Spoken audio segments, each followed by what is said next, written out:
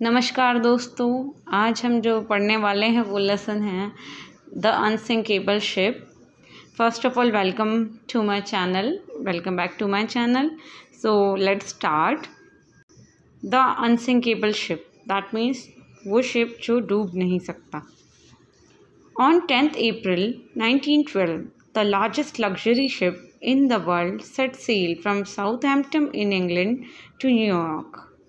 That means 10 अप्रैल 1912 को जो world का सबसे लग्जरी शिप माना गया था, उसने अपनी जो जर्नी थी वो स्टार्ट की फ्रॉम साउथहैम्पटन, लंदन से न्यूयॉर्क के लिए, जो कि अमेरिका में है। She was called the Titanic. उस शिप का नाम था Titanic. The word Titanic means huge. जो टाइटैनिक का मतलब होता है उस ह्यूज, बहुत बड़ी। उस शिप को काफ़ी बड़ी थी। 1912 के ज़माने के हिसाब से it was the biggest ship in the world, तो उसको नाम दिया गया था Titanic. This was her maiden voyage, that is her first voyage. She set out to cross the Atlantic ocean and she carried more than 2000 passengers.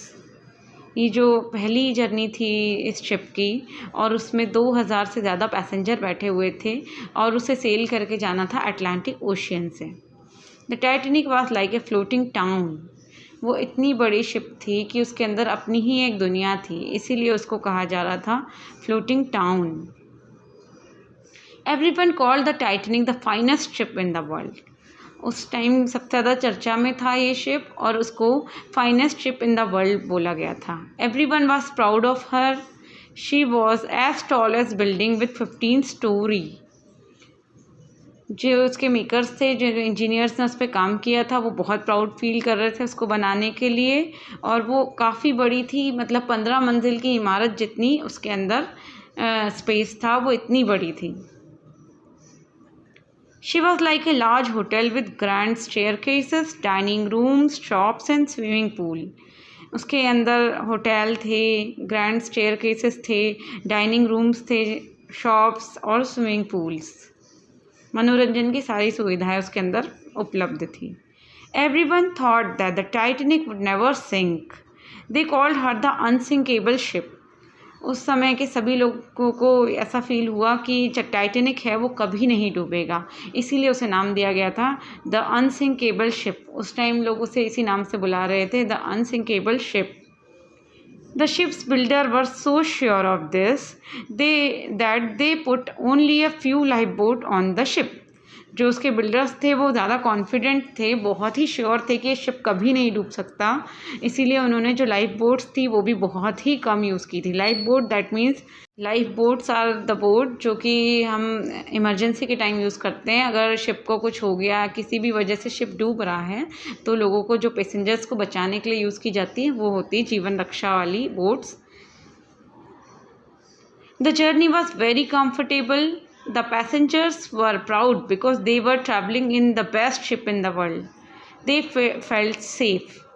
जो कि यात्रा थी वो बहुत ही आरामदायक थी, मनोरंजक थी, लोग बहुत खुश थे, और वो पहले पैसेंजर्स थे उस शिप में सेल करने वाले, तो वो बहुत प्राउड फील कर रहे थे, और वो काफ़ी सेफ भी फील कर रहे थे उसमें।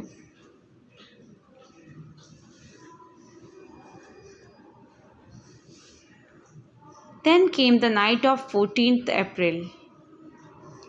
बस 2-3 दिन बाद, वो 10 तारीख को वहाँ से शिप सेल हुआ था, और 4 ही दिन बीते थे। 14 अप्रैल की वो नाइट आई। The sky was clear and the sea was calm. Sky बहुत ही क्लियर था, और सी भी बहुत अच्छा, काम एकदम अच्छा चल रहा था। अटलांटिक ओशियन में कोई तूफान नहीं था, प्रॉपर वॉयज थी। Many of the passengers were asleep. काफ़ी सारे जो पैसेंजर्स थे वो सो चुके थे, रात का समय था। Captain Smith knew that there was iceberg near, so he told a man to keep a watch from the top of the sea. Captain Smith, जो कि कैप्टन थे उस शिप को डायरेक्ट करने वाले, उनको पता था कि इस एरिया में आइसबर्ग्स होते हैं। आइसबर्ग दैट मीन्स काफ़ी बड़े जो लैंड मास होता है आइस का, जो कि अटलांटिक ओशन में होते हैं काफ़ी, क्योंकि ये नॉर्थ पोल के पास हैं एंड बहुत ही कोल्ड वाटर होता है -2 डिग्री तक का। सो टेम्परेचर चेंज भी हो सकता है, तो बहुत सारे आइसबर्ग्स वहाँ पे होते हैं, तो इस चीज़ का खतरा शिप को होता है। शिप को ये खतरा था, तो कैप्टन स्मिथ ने 1-2 जो गार्ड्स थे उनको वॉच करने के लिए बाहर, मतलब शिप के टॉप पे भेजा हुआ था कि आप देखते रहिए कि कहीं कोई आइसबर्ग ना आए। Suddenly at 11:40 p.m. the man saw something. He grew cold with fear. A huge iceberg stood right in the path of the Titanic. Iceberg! He hailed. अचानक सडनली उस आदमी को जिसको ऊपर भेजा गया था, उन्होंने बहुत तेज़ चिल्लाया आइसबर्ग। वो एकदम से डर के मारे बहुत डर गए थे और उसके बाद उन्होंने बहुत तेज़ चिल्लाया आइसबर्ग आइसबर्ग ऐसे करके।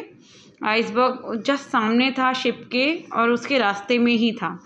Captain Smith fought hard to steer the Titanic away from the iceberg. Captain Smith ने बहुत ही मशक्क़त की, कोशिश की कि अपने जो शिप का डायरेक्शन है उसको चेंज कर दें आइसबर्ग के just opposite. But the ship change the direction slowly and her side scraped the mountain of ice. पर जो हमारा शिप था टाइटैनिक वो बहुत ही बड़ा था और उसको डायरेक्शन चेंज करते हुए टाइम लग रहा था, थोड़ा स्लोली हुआ and the ship got damaged. उसको एक साइड से थोड़ा सा आइसबर्ग से जाके वो टकरा गया। A shower of ice fell on the deck and the iceberg cut holes along the ship side. एकदम से बहुत सारे आइस के टुकड़े जो है डेक पे जाके गिरे और काफ़ी होल्स और काफ़ी नुकसान हुआ शिप को। Water began to pour into the lower deck. Most passengers heard nothing and slept on. पानी भरने लगा, जैसे जैसे उसमें जो डैमेजेस हुए थे तो लो डेक में पानी भरने लगा। काफ़ी पैसेंजर्स को कुछ पता भी नहीं था, वो अपनी नींद में आराम से सोए हुए थे। Captain Smith and his crew could not stop the water flooding through the ship. Captain Smith और उनका जो भी क्रू था, मतलब पूरी टीम थी, वो पानी के बहाव को बिल्कुल नहीं रोक पा रहे थे जो कि शिप में घुसे जा रहा था। They knew the Titanic was in great danger. उन्हें पता चल गया था कि टाइटैनिक बहुत बड़े खतरे में आ गया है। The unsinkable ship was sinking at 12:15 AM। सिर्फ 2 घंटे 11:40 पे वो आदमी ने आइसबर्ग देखा था और 12:15 AM पे वो शिप डूबने के कगार पे आ गया था।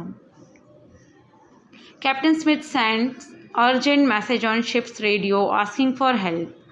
कैप्टन स्मिथ ने अपने जो रेडियो वाले होते हैं, जो सिग्नल मैसेंजर्स होते हैं उस डिपार्टमेंट से बोला कि आप अर्जेंट मैसेज भेजो, help Titanic sinking come quickly. ये मैसेज भेजा गया था, help Titanic sinking come quickly, मतलब मदद चाहिए, टाइटैनिक डूब रहा है, आप जल्दी हमारी मदद के लिए आइए।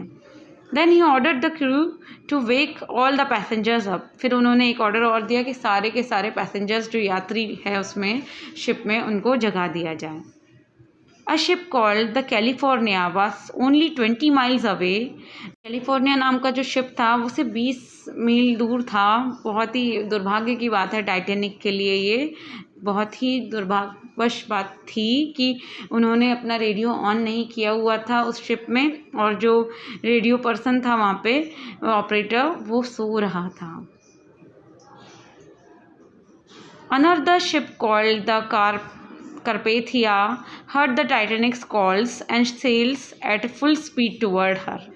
एक और शिप था करपेथिया नाम का, उसको उसका मैसेज, टाइटैनिक का मैसेज मिला और उन्होंने अपनी स्पीड बढ़ा दी टाइटैनिक की हेल्प के लिए। फॉर्चुनेटली जो करपेथिया शिप थी वॉज फार अवे और उसे 3 घंटे लगे आने में।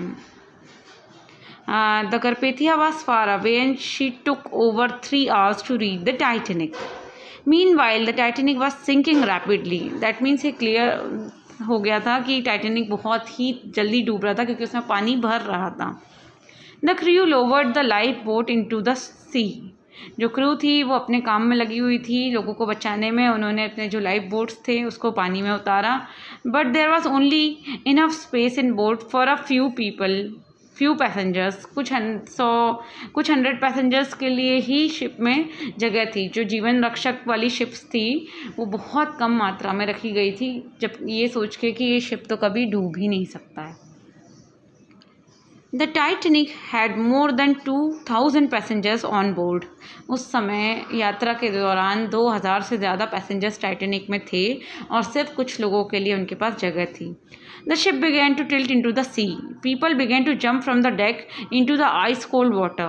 शिप जो था वो टेढ़ा हो चुका था, टिल्ट हो गया था, दैट मीन्स, और जो लोग थे वो डर से या फिर जो भी उस समय उनकी मनोस्थिति थी उसके according they started to jump into the cold water. बहुत ही ठंडा पानी था और लोगों ने उसमें कूदना चालू कर दिया था। With its lights still shining, the Titanic stood upright for a few minutes. अपनी खूबसूरत चमचमाती हुई लाइट्स की तरह टाइटैनिक कुछ और देर खड़ा रहा, मतलब डूबने के पहले। Then at 2:20 AM on 15th April, रात हो चुकी थी, 15 तारीख लग चुकी थी, तो 2:20 पे she vanished into the sea. Titanic पूरी तरीके से डूब गया। About 1,500 people drowned. Captain Smith and most of his crew went down with the ship. लगभग 1500 लोग, 2000 लोग जो थे वो उसमें बोर्डेड थे, उसमें से 1500 लोग उस शिप के साथ डूब गए और जो कैप्टन स्मिथ थे और उनका क्रू था वो भी शिप के साथ पानी में समा गया।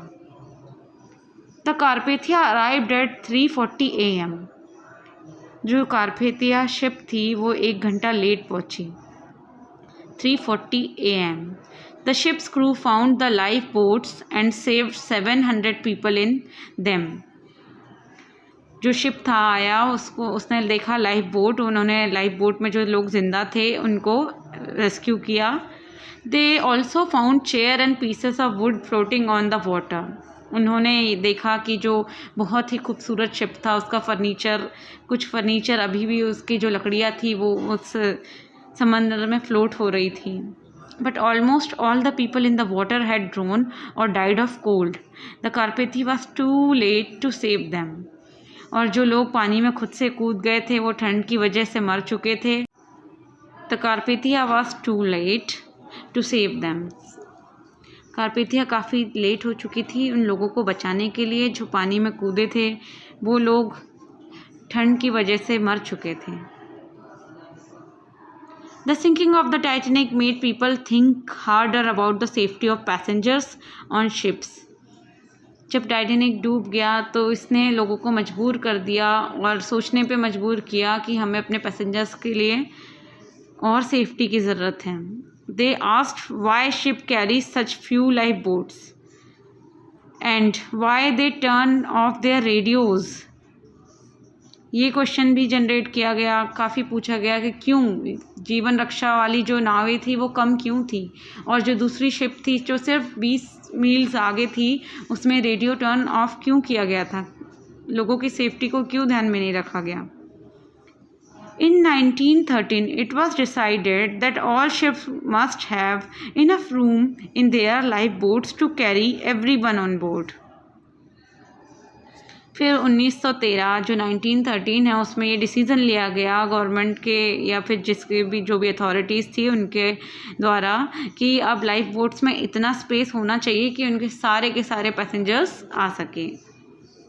It was also decided that ship must keep their radio working every hours of the day and night. और ये भी डिसीज़न लिया गया कि रेडियोज़ जो है शिप में वो 24 आवर्स चालू होंगे, दिन हो या रात हो। In 1985, scientists sent a submarine to look for the wreck of the Titanic.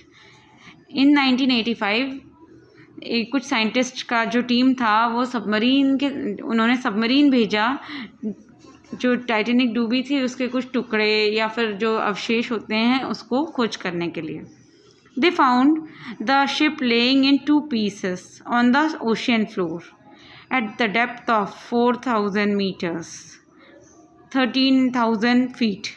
मतलब वो 13,000 फीट नीचे समंदर के जो तल है उस पे 2 टुकड़ों में पड़ा हुआ उनको टाइटैनिक के अवशेष मिले।